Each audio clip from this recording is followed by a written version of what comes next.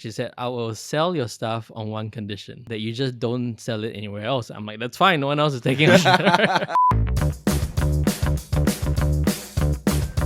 Right, everyone, welcome again. And today we have Mark Wee in the house. Thank you, Mark, for being here. Thanks for having me, Jason. All right, a little bit about Mark. Let me just introduce him. Mark is an artist, architect, and educator. Mark is a design thinking and experience design pioneer in Singapore who believes that good design can change the world and that creativity is the key to Singapore's future. What else are you doing, Mark? Because I know you're doing tons of stuff. Yeah, right. I mean, first go to my LinkedIn. It's probably a lot easier to break it down. But thanks for having me. Well, I mean, a lot of people have been wondering what I'm doing these days. As you know, most of the public knew that in the last 5 years, I was the executive director of Design Singapore, Yes. where I was just heading up the National Agency for Design, looking into developing policies on how to bring design into business better, taking care of our design industries, and of course, thinking about what the Singapore design brand is. And obviously, to most of the public, they would have interacted with us at the National Design Center. Prior to that, you know, I was an architect and an experienced designer for many years. But most people are really asking, what am I doing these days, right? Yes. And so I think you might have, that's where we met most recently in the papers. There was an announcement about the launch of the Design Your Life Institute, Yes. which I co-founded with Professor Bill Burnett from Stanford. So that one is really exciting. We have a mission to equip everyone with design tools so they can design much more meaningful lives for themselves, which we feel everyone on this island really wants. But what else am I doing?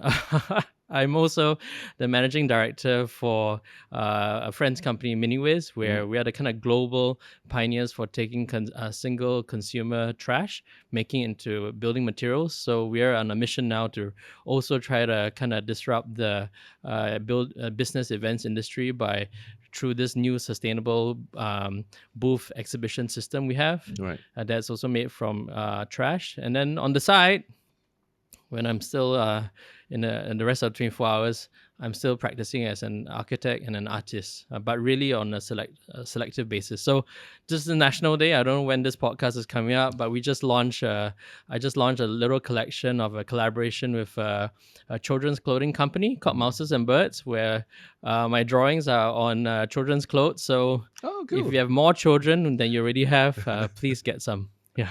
Right, and I also know long time ago, you were also doing experience design, architecture, and all that.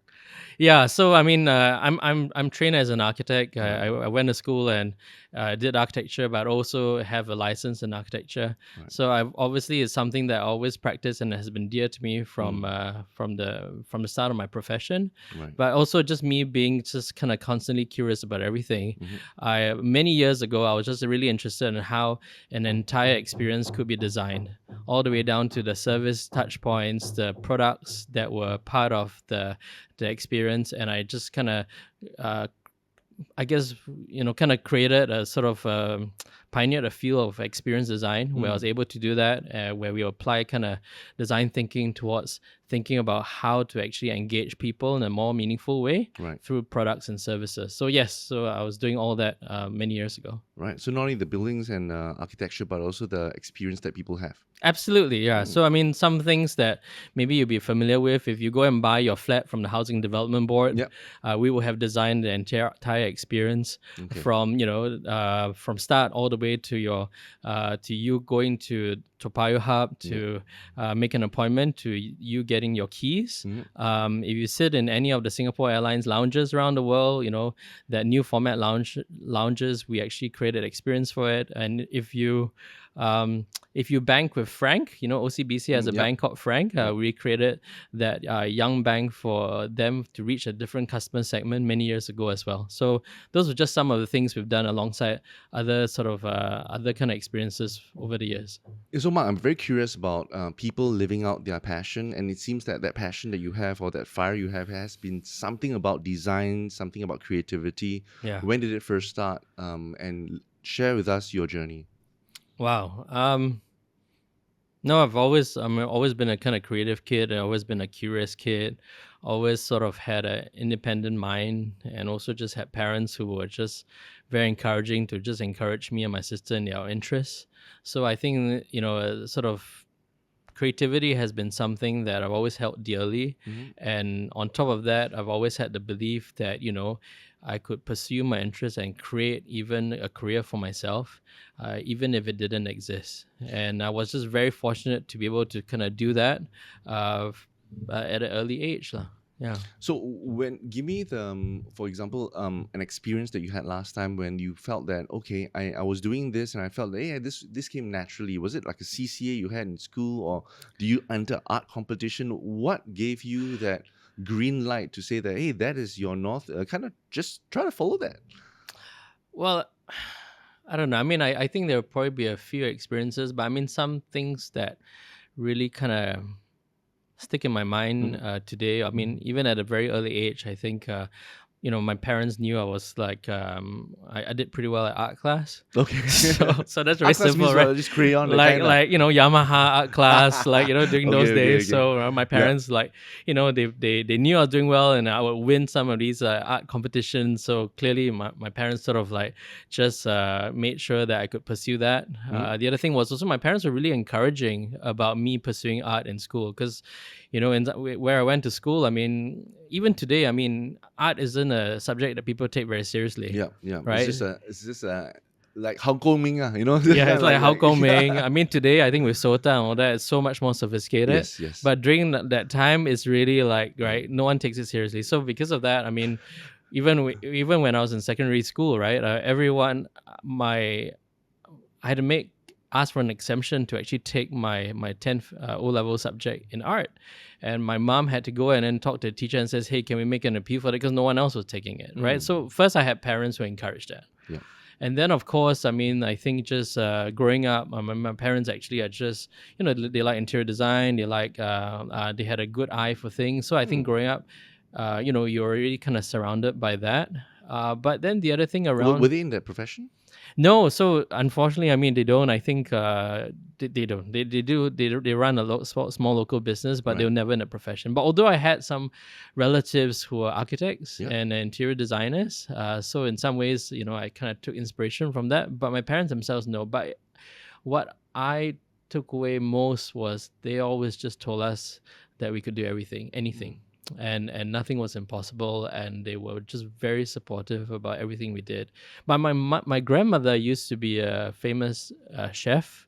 She used to write her own cookbook. She used to have her own cooking program in, like, I don't know, 70s or 80s. Are you serious? Yeah, her name is like Dorothy Ng. If you go and Google it, like Dorothy Ng's my favorite Asian recipe. She's a Peranakan chef. Last time my time was Yen Can Cook. Yeah, well, wow. That was before. I think it might even be right. But she used to also be a teacher. She used to teach art and piano and music in I think Geylang MGS. Okay. Right. So growing up, I kind of had that kind of background. And during army, I had like a clerical job, so I was already thinking of going into sort of like studying architecture, and my parents were like, you know what, if you're going to invest into this, just make sure you want to do it. Make sure you don't make the wrong choice. So army, I just used that time to just run my own design agency to explore different projects, and I made my own fashion label. I kind of did freelance work, but basically I just came to a conclusion that architecture was something that I couldn't figure out on my own. I really needed to go to school for. Right. And I think just being able to expose yourself, just try new things, seeing what stuck, learning from those mistakes, I think just kind of builds up to kind of some sort of clarity for what you want to do, right? So that's how I ended up finally going to architecture school. Right. So interesting. In school, you kind of just did well with art. And then do you do like a major in secondary school O-level art?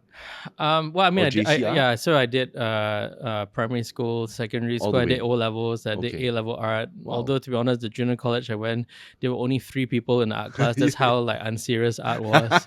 And on top of that, I got an E for art. I got terrible for art. I think it was probably the fault of the teacher. Oh my goodness. Yeah, but in my portfolio application to university, I basically just, because I used to I made a fashion label, I did some other freelance work in army. Wow. So I put all that together in my application form and my portfolio, and I also put in my my A-level artwork, which I got an E, but I didn't think it was that bad. Yeah. And I just said, well, this is what it is. And Right. I said, I disagree with the E. I think my artwork's pretty good, right? And I said, why don't you just look at what I have in entirety? And it got me an interview, and eventually got me into university, right? So I did. Yeah, so I mean, I was just fortunate to go to a really good program for architecture, and so I think that was really mind blowing for me. I mean, going to university was just life changing. It just changed the way I thought about the world. Right.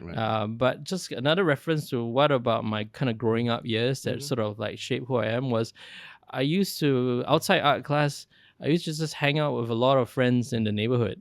We had this. I used to hang out in this place called Shrine Gardens with a lot of friends, and they were all from different walks of life. We used to skateboard a lot and used to do a lot of sort of adventure, kind of like escapades. Yeah. And we climb the drains. We kind of like just like do stupid things. We'll kind of like make skateboarding videos. We'll like, and we just really have a lot of fun and a lot of play. And I think a lot of those things actually kind of contributed to this kind of creative, kind of like pioneering, kind of like just try, see what happens kind of mindset that I still bring into anything I do today.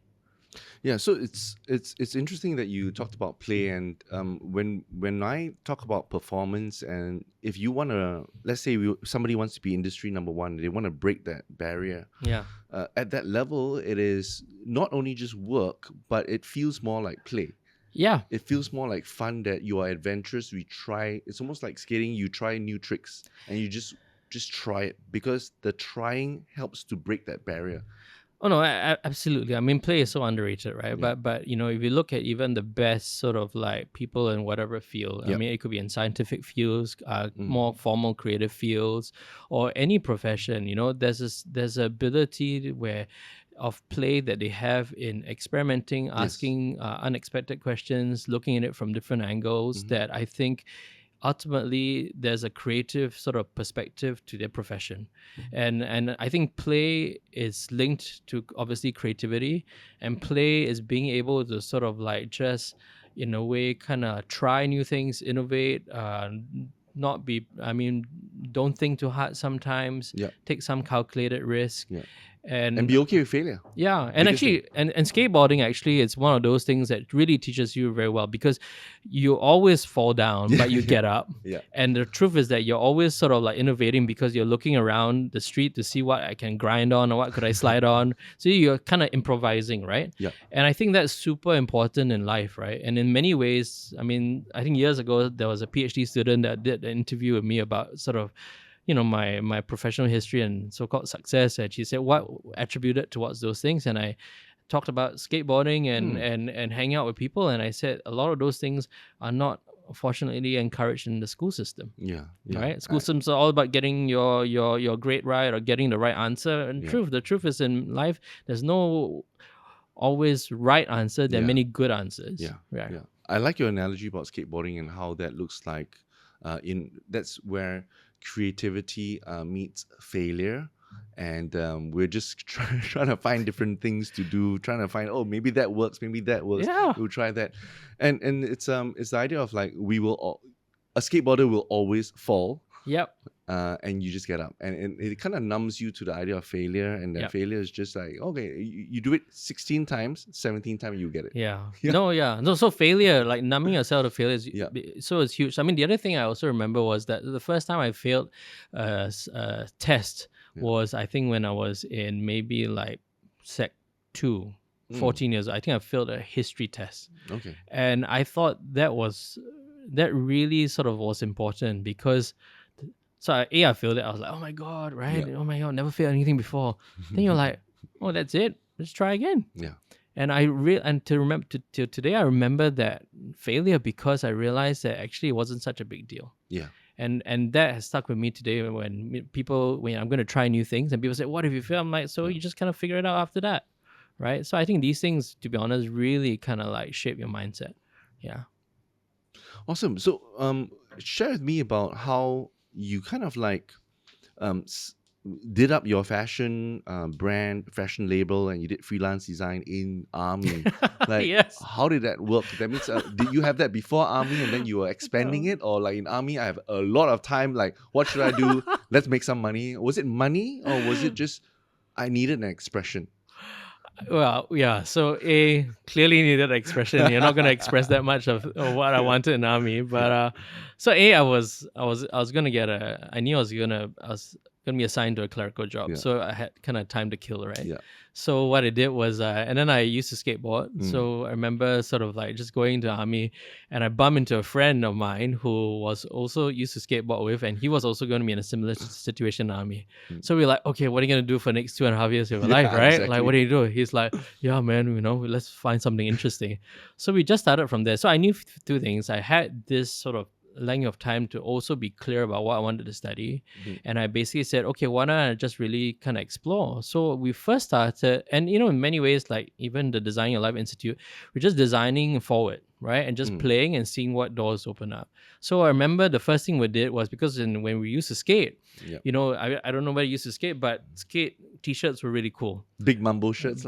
Big Mambo shirts, a Vision, Power Peralta, but basically like the graphics were not in the typical places, right? So basically we made first our own batch of skate t-shirts, right? And then I remember it was, our label was called Ink. We made t-shirts, we printed them. We made the labels. My friend's mother actually like sewed it on the back of the shirts for us, and we're like, okay, so we have the t-shirts. Where do we sell it? So I remember we went to Far East Plaza and we started knocking on doors and we're saying like, would you buy our t-shirts? Oh, the 77th Streets and all that. Yeah, 77th Street or some. But those days, unfortunately, this must have been in like the 90s, right? Those days, people will only be selling sort of well-known brand names. So they're like, oh, we're going to sell Quicksilver or Stussy, right? But you have this independent label. Yeah. So I remember, everyone rejected us. But when we finally went up to the fourth floor, the top floor, where the chicken rice is. Around the chicken rice. But behind the chicken rice, there's this one lady with this Chinese lady, small petite lady with dreadlocks. Her name is Fifi, right? Fiona, if you hear this, right? Thank you. And she looked at our t-shirts and she said, and she used to run the shop called DN. And she said, I will sell your stuff on one condition, that you just don't sell it anywhere else. I'm like, that's fine. No one else is taking it. And so she sold our stuff. And it turns out that, she was a very well-known stockist. She was a buyer for Blackjack later, Club 21. And those days, she would be stocking unique clothes, and a lot of celebrities would buy from her. Wow. Like, Najib Ali would buy from her, a lot of people on the Rara show. All this stuff, right? And our stuff started being picked up by these guys, right? And we were sort of like part of a kind of like small pool then of people who were kind of creating their own labels. Right. Today it's much more common. And then after that, what happened was we got introduced to other celebrities, and then so we ended up doing more things for them. So we ended up doing collaterals for Music and Movement. You wouldn't even know what that is. That was like for then Theatre Works, right? And then it led to sort of other things. So that label led us to be able to do work for Theatre Works, which and then Kingston. Then they just looked at these young guys, and we were just going to do it for practically like not a lot of money, and just like, okay, you guys have the skills, just go for it. So we started doing those things. And then the other thing that was really fun was I guess I should put this on podcast. During those days, if the brand Snapple was launching, Snapple, the drink, right? Yeah. So in army, right? So basically, Snapple was launching, and I was kind of bored. I was listening to the radio, and they were doing this kind of like campaign saying that if you write a letter on why you love Snapple so much, right, you the best letter will win 1,000 bottles of Snapple.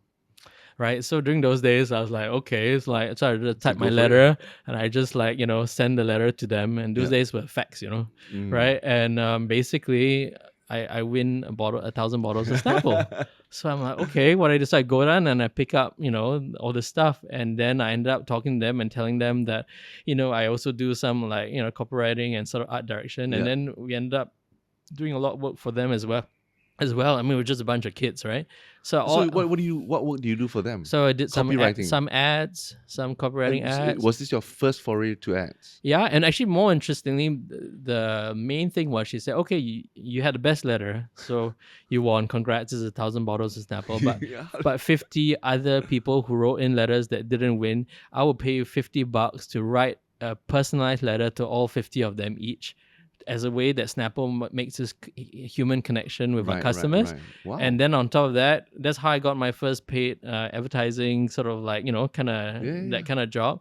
So I put all those things in my portfolio, and that's the 50 letters as well. I mean, the letters, the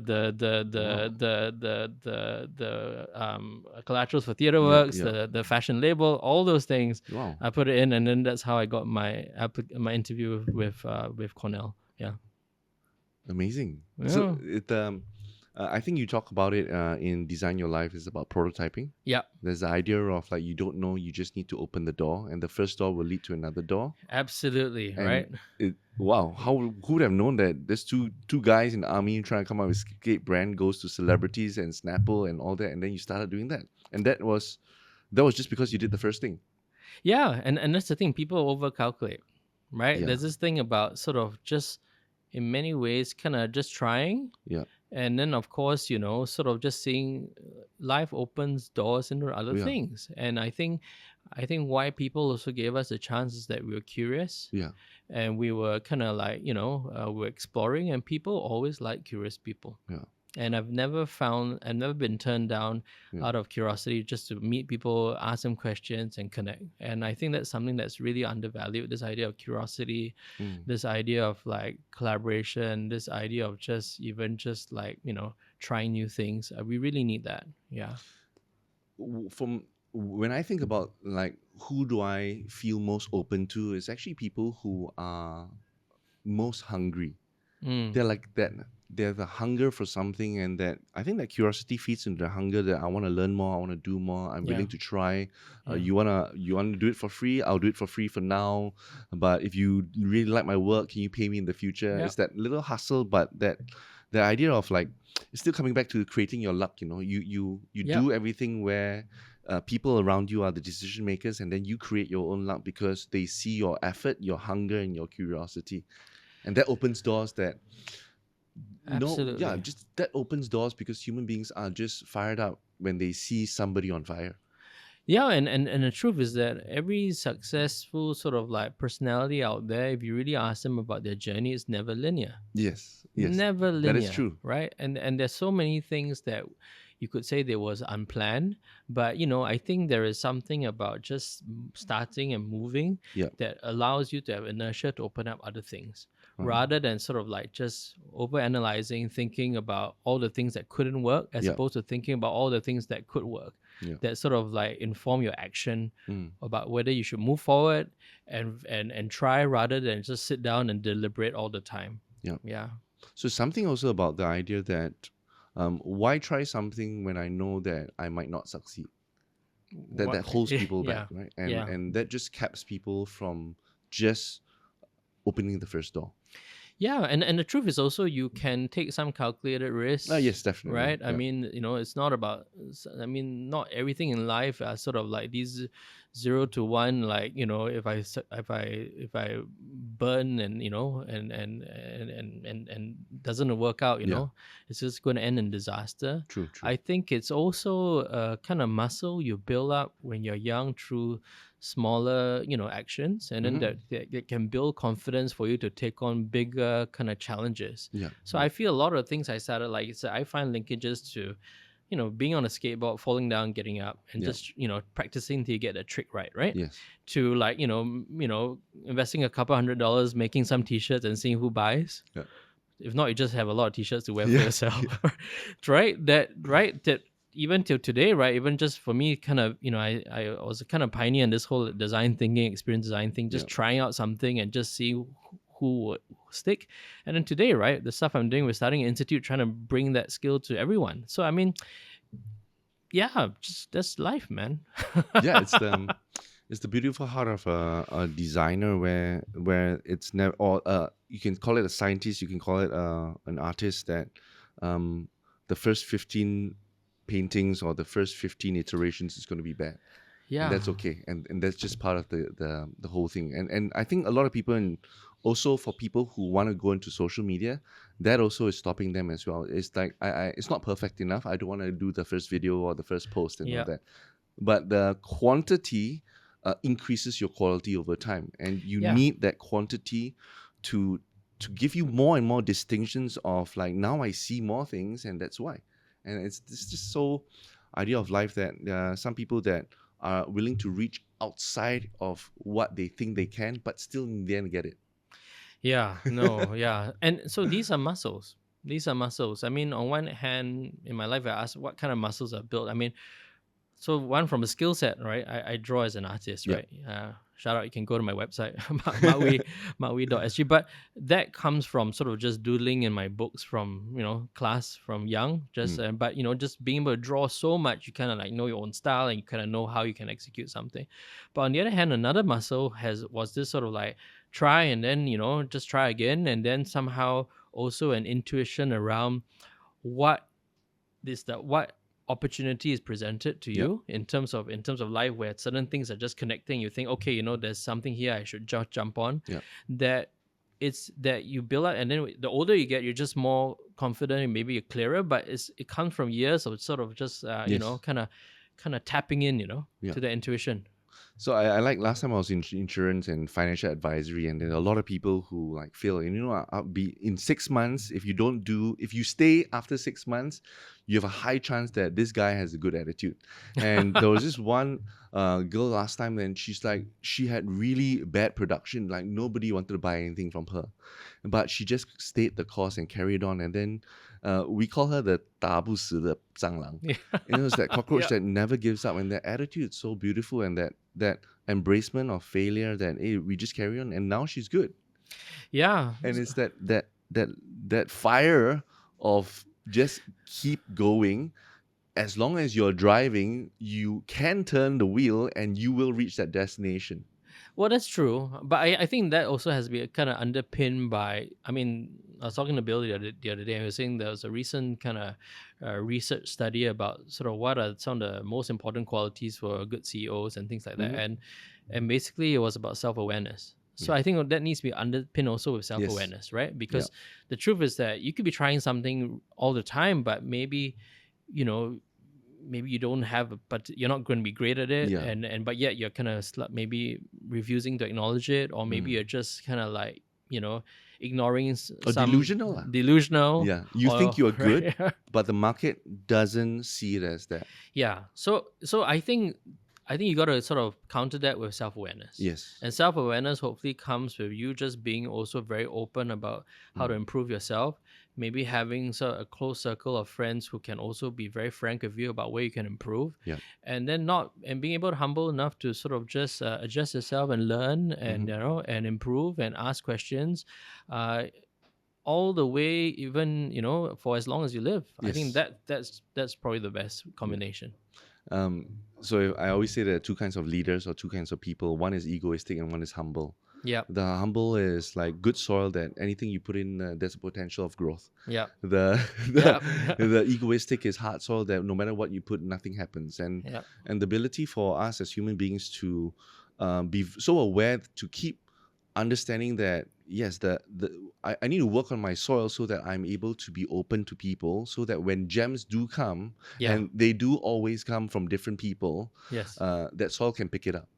Rather than that it goes away for the other person. And that humility is so rare. And when I do TikToks and I do about leaders, most of the complaints people have is that my leader is egoistic. It's his way or the other way. And I find that so painful when people are not open to just hearing other people's point of view. And it's almost like sometimes when you see American Idol, it's like this person singing is shit. It's really bad.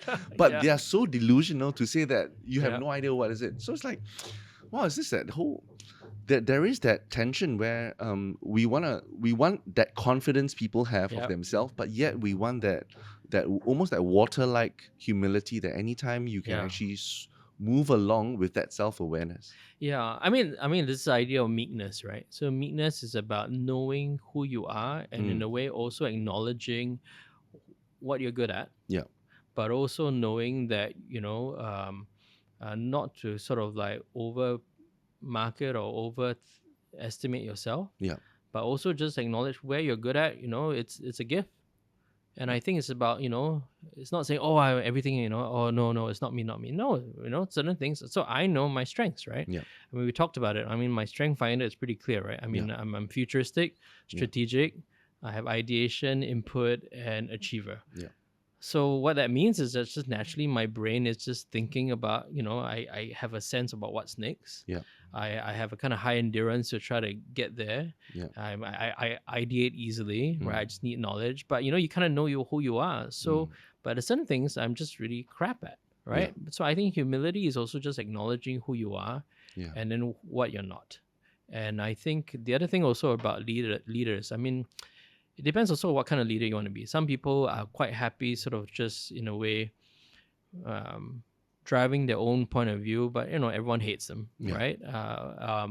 Not to say that you should always just be a man pleaser, but I think leaders also who are human, where people respect because they know how to draw the line, but also they care about others, and because of that, they also have rich relationships in their lives. I think those things I think that's the most fulfilling positions to be in. Yeah, we talk about leaders because the impact they have is so great to the team, but actually that's the human being. Every human being should be that way. Yeah, That's an ideal state of a human being where there's the relationship part, there's the results part. We push for results, but hey, hang on, the people need that care, concern, that warmth. yes, Yeah. So coming back to now that you are done with all that, and then you're now in the university, and if you were to just backtrack a little bit, I'm curious about were there any other like interests that you had that could have been in a multiverse? Mark Wee would have been somebody else, because I define passion as one of them is interest, right? And I have 10, 20 different interests. yeah. Same. What other interests do you have that you look back, you'd be like, hey, actually, that was a Y junction there? Besides design, drawing, sketching, and all that, anything else that you had? And skateboarding, lah. Still watch skate videos today, by the way. Could have been a pro.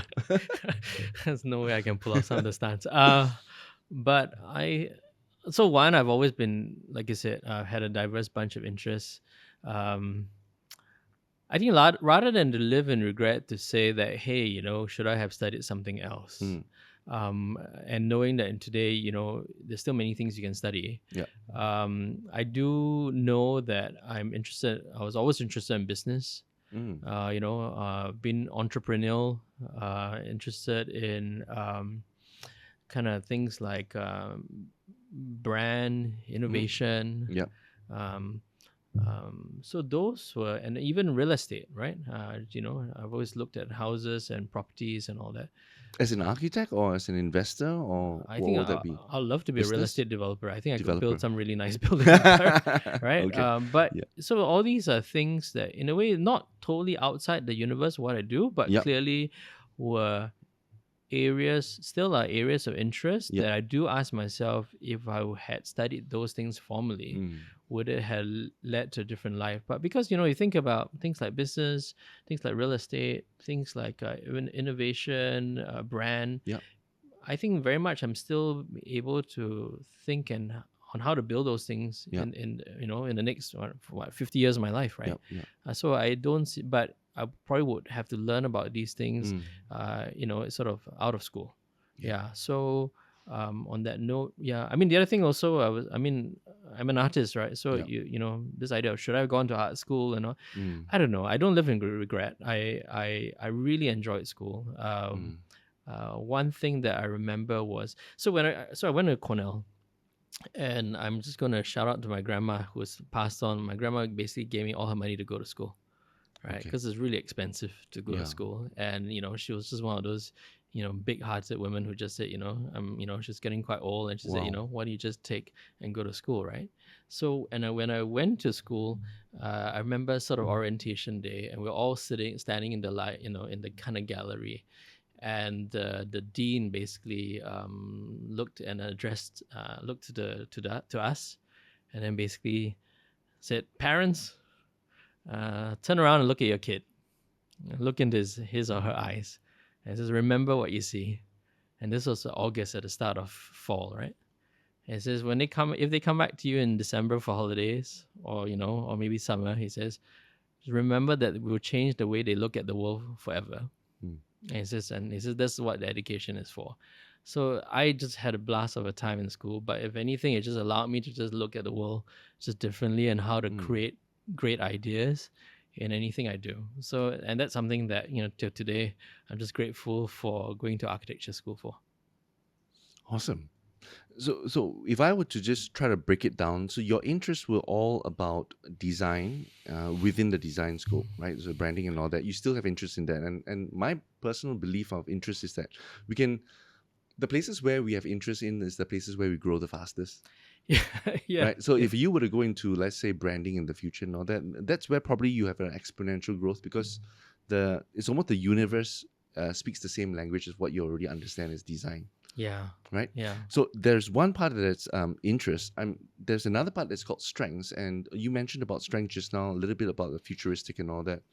When you were younger, did you know that you had a knack or an eye for design? Did you know that? I think when you're young, you knew what interests you, because those things were just you would know, and hence because of that you spend more time. You'd be very happy to read about these things and all that. So I clearly was interested in art and design and architecture.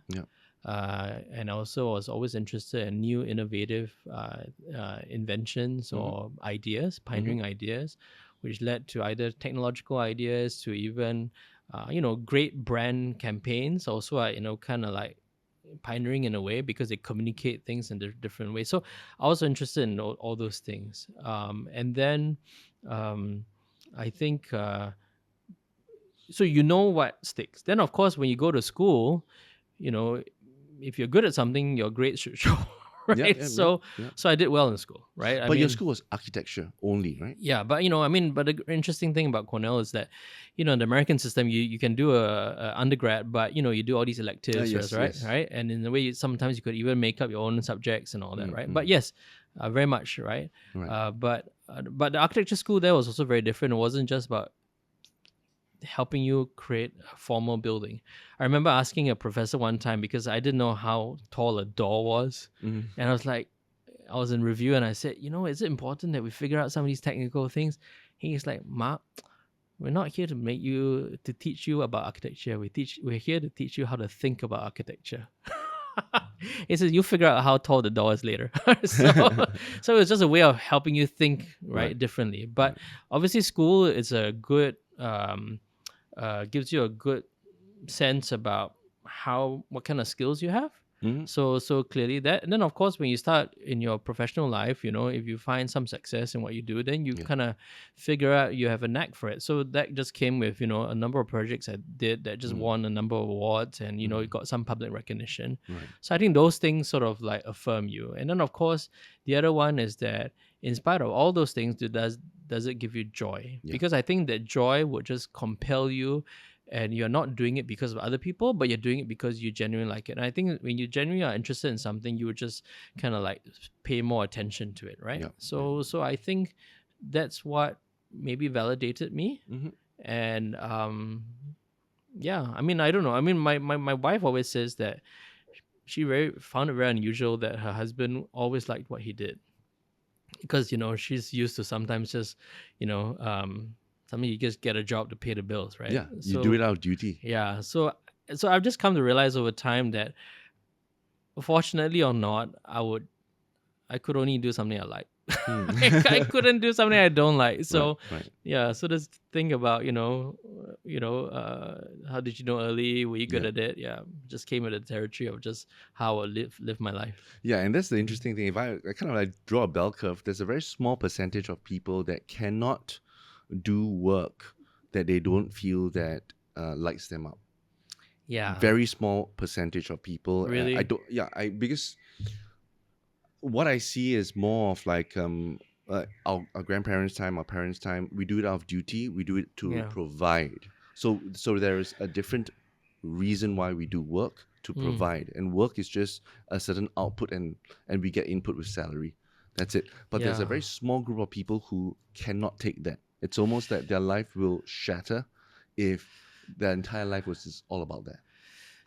So it's a tough question, especially in expensive Singapore, right? Yes. Because I mean, to be really honest, sometimes I mean, the life of a creative or architect, or even as a designer in general, is not like a life in finance, right? Yeah.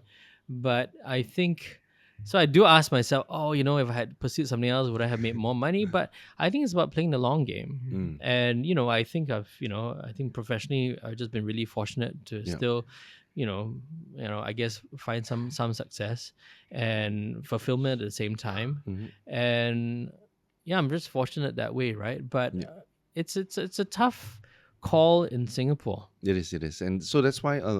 So sometimes I say, try to find your calling, follow your passion, try to figure that out. And a lot of the comments would be like, "We have no time for that. You're a rich kid. You're delusional." And so these are the comments that usually people have, and I understand where they're coming from, because they're coming from practicality.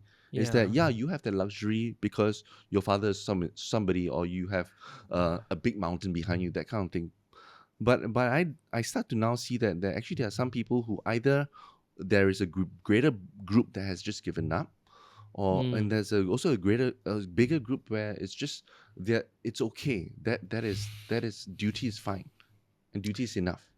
Yeah, so I think sometimes people just saying that, oh, you have a bigger safety net because you're well off and all that. I think I mean, it's a half truth, but the truth is that it's also a kind of like, I think it's a bit of an unfair kind of like call out, because I know many people who don't have that safety net but have been true to themselves and found success. Right? I mean, I told you my grandma gave me all her money to go to school, so it's not like I had a huge safety net, right? I just had a very fortunate, good education, right? And I found my own way. I mean, I know some other great friends who have sort of taken sort of big risk and sacrifice, and then it's paid off. And I think it's also about an attitude of who am I? What do you feel that you are called, or you feel that there's something in you that you need to express, and then at least giving yourself the shot. Right? I mean, sure, you could parameter these things, right? So I'm going to try this thing for a year, and then after that, I'll reassess, whatever. But at least give yourself a shot so you don't live in regret, right? The worst is just knowing that you have this feeling that you're meant to try something and you never try. And that just guts you, right? And I think that's probably, I think people who allow that to happen will probably be the poorer of others who at least tried and then at least knew for themselves. Yeah.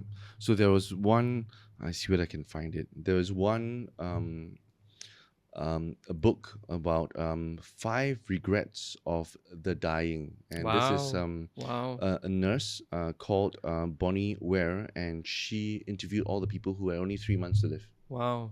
And the first regret for the dying, and this was in Australia: I wish I had the courage to live a life true to myself, not the life others expected of me. Yeah, I tell you. And that is the number one regret of these people who had 3 months to live. And second one is, I wish I hadn't worked so hard and all that. But the first one is the courage to live a life true to myself. What is your take on that?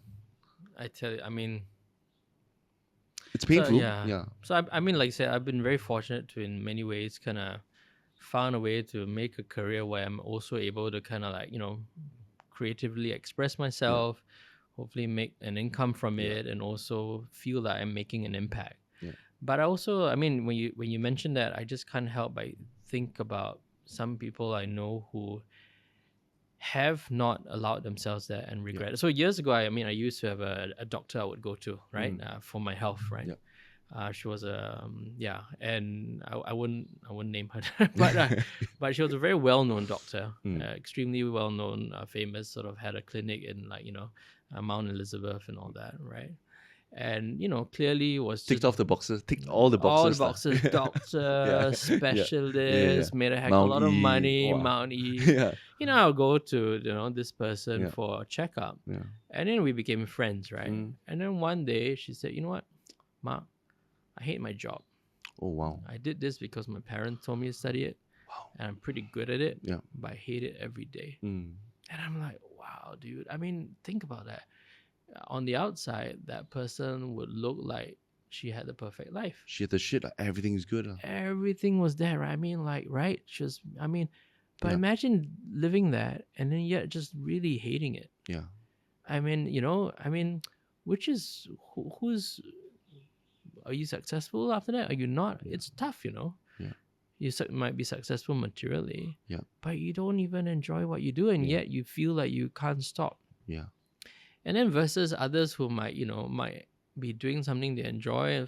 Obviously there's a certain minimum livelihood we need Yes. for basic needs, and also there's a lot of research that says that actually what you need is beyond basic needs. Yeah. Anything else is really this, Yeah. right? There's a kind of question to how much kind of like utility it gives you. Yeah. Who are happy, Yeah. right? And it really makes me sort of just really fortunate to at least feel that at least I've been true to myself and Yeah. found some success in that. And the interesting thing for you is like from buildings to like last time skateboard, t-shirts and all that, and now you're going into people's lives. Yep. Where you're hoping to help people to design their lives, and this is your Design Your Life Institute. So when you start this and all that, wearing your designer hat, what do you hope that people, when they go into this Design Your Life Institute, what do you hope that they walk out? Yeah. So I mean, as you know, the Design Your Life Institute, I founded with Bill Burnett. It's Yeah. really based on the work he's done over the last almost 20 years at Mhm. Stanford, Yeah. being in charge of the design program there, being a pioneer in design thinking and applying that into elective called the Design Your Life elective Mhm. for their students, where they would be able to learn design thinking principles, Mhm. understand what a design mindset was, Yeah. and to be able to apply it to what we call the most difficult project of all, your life, right? Yeah. You can't apply an engineering mindset to it. You can't Yeah. apply a sort of like other. So that, I mean, and obviously the book of the same name sort of sold 1 million copies, 25 languages. So when I got to know Bill about maybe 2 years ago, Mhm. I at Design Singapore, I had heard so much about the program, Right. and that I had asked him, hey, would you run a program here for online? It was during COVID, Mhm. just for people in government and people within the education system and Yep. things like that. So it really stuck, and because of that, we discussed about setting up an institute here, Mhm. and so that we could really kind of get these tools in the hands of everyone in Yeah. society, right? Yeah. So for me, it's, I wouldn't say full circle, but basically we're still true to ourselves as being design educators Yep. and design thinking, and being sort of just passionate about design thinking and see the impact that design mindset could have. Mhm. But I think we're bringing it into to people in the most investable way. I'm not asking you to work on it as some sort of like outside problem on how to drive innovation in your Like company. some case study lah. Some case study, all right. No, I'm like, everyone is invested in their own lives. Yes. And we feel that these tools, and we have so much research to back it, Yeah. that it will really unlock something for people. So what we're hoping to do is that, I mean, we've seen the data, right? I mean, there's so much.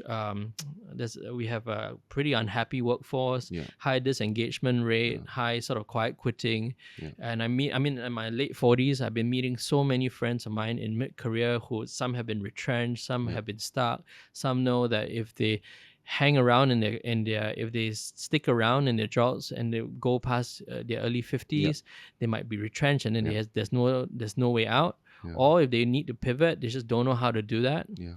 So interesting, because Singapore, being wealthy and first world, seems like we are losing that fulfillment, meaning, purpose. It's almost like we hope that it will not go down that soulless society.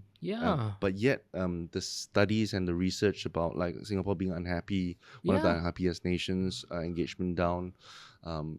It affects us. It does. So it seems like you're trying to almost like do some nation building. you're wait, still yes. you're still part of the nation building, Yes, true. but just outside of Design Singapore. Yes, I mean someone in the someone I respect in the public service Yeah. before I left. You know who you are. Gave me a very very good advice. She said, you could be of bigger impact, and you could be of greater public service without being in the public service, right? But I mean, yeah. So Bill and I were really trying to cause a cultural shift here, Yeah.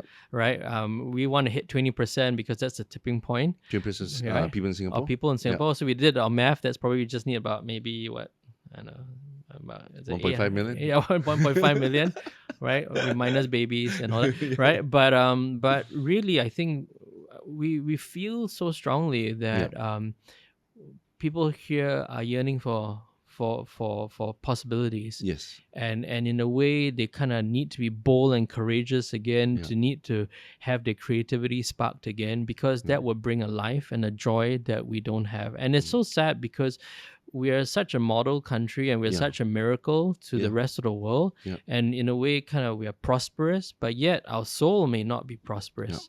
And that's really what we want to do. And what we feel is that if people are engaged, they are able to move from a mindset of fear to one of sort of like excitement and joy and abundance.